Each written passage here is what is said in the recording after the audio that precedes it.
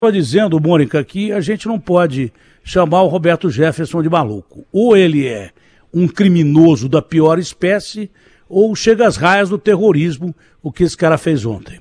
Bom dia, Mônica Bergamo. Bom dia. Bom, conhece o Roberto Jefferson, não é de hoje, né? O Roberto Jefferson, ele é um personagem, já foi um personagem central da política brasileira, quando ele, por exemplo, entregou todo o esquema do mensalão. Você lembra muito bem que ele não apenas entregou o esquema do mensalão ou da Atena.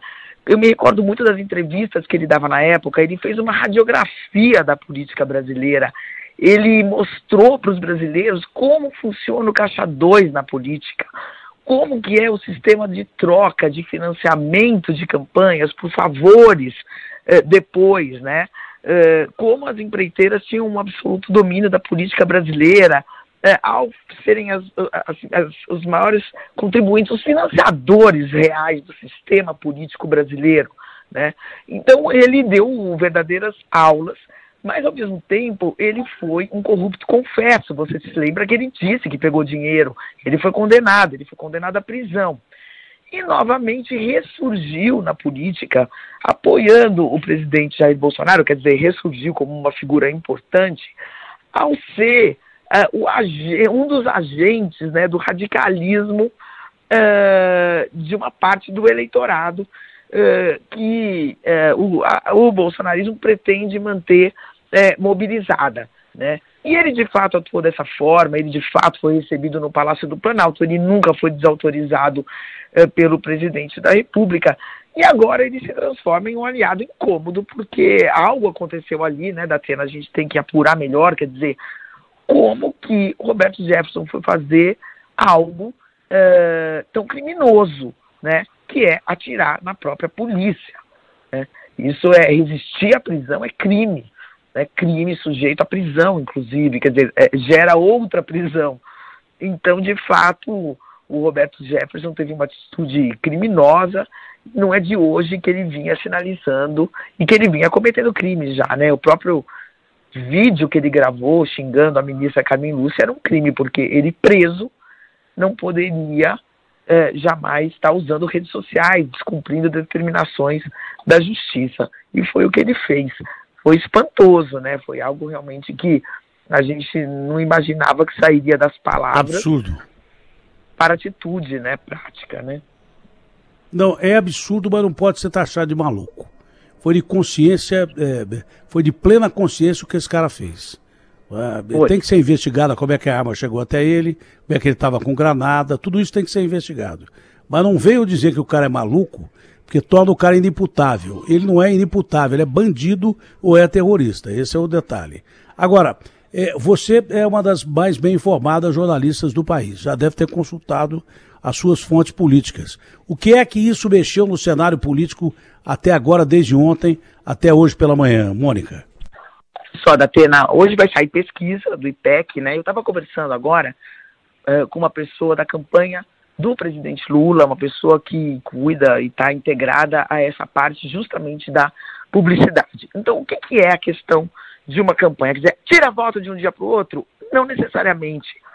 Porém, este fato desastroso, ele paralisa a campanha do presidente Jair Bolsonaro. Por quê? Porque ele obriga o presidente Jair Bolsonaro a se defender, a se desvincular do Roberto Jefferson. Então, em vez de... Qual que é o planejamento óbvio de todas as campanhas nessa última semana?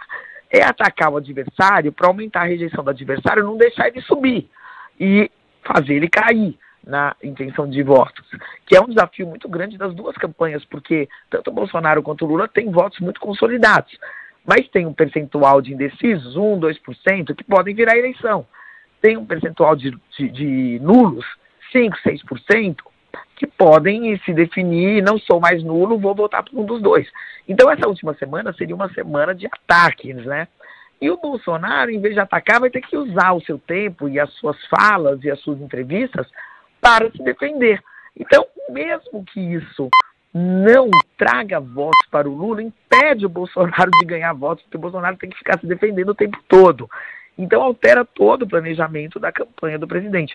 Ontem já alterou, né? Quer dizer, em vez de ficarem em vez de colocarem problemas do Lula, defeitos do Lula, em contradições do Lula, eles tiveram que ficar tratando das próprias contradições, tratando de se defender, tratando de tentar se desvincular do Roberto Jefferson. Então é claro que foi um fato desastroso para o presidente da República, não no sentido de tirar votos dele, mas no sentido de paralisá-lo, né, numa estratégia que era óbvia, que era tentar aumentar a rejeição do Lula, atacar o Lula e o Lula também atacá-lo. Então isso paralisa a campanha. Isso é... Eu não sei se eu tenho tempo de contar um episódio aqui, Datena. Claro que tem. Eu me recordo que uma vez o Luiz Carlos Santos, que era ministro do Fernando Henrique era governo, e aí tinham 2 candidatos em São Paulo, Paulo Maluf e Mário Covas. E o candidato do Fernando Henrique era, obviamente, Mário Covas, era do partido dele. E o Luiz Carlos Santos encheu São Paulo de outdoors com uma foto do Fernando Henrique ao lado do Maluf. Era uma foto que não existia, era uma montagem. E o Duda Mendonça chegou pro ministro Luiz Carlos Santos e falou: isso não traz voto nenhum. Por que está gastando dinheiro colocando o Fernando Henrique numa foto falsa com o Maluf? Isso não vai trazer votos. E o Luiz Carlos Santos respondeu: Duda, você entende de publicidade, eu entendo de política. Não traz votos, mas paralisa a campanha do Covas, causa maior fuzuê lá, causa uma briga entre eles. E, de fato, o Covas ficou uma semana brigando com o Fernando Henrique e pedindo para o Fernando Henrique interferir, pedir para tirar os outdoors. Então, muitas vezes, a questão não é só o que ganha de voto no dia seguinte, mas sim paralisar a campanha do outro. E agora, para a campanha do Lula, esse fato que não foi provocado pela campanha do Lula, mas, obviamente, ajuda muito o Lula nesse sentido de paralisar a campanha do outro. Obrigado, Mônica. Ótimo dia para você. Obrigado, Datena. Um excelente dia.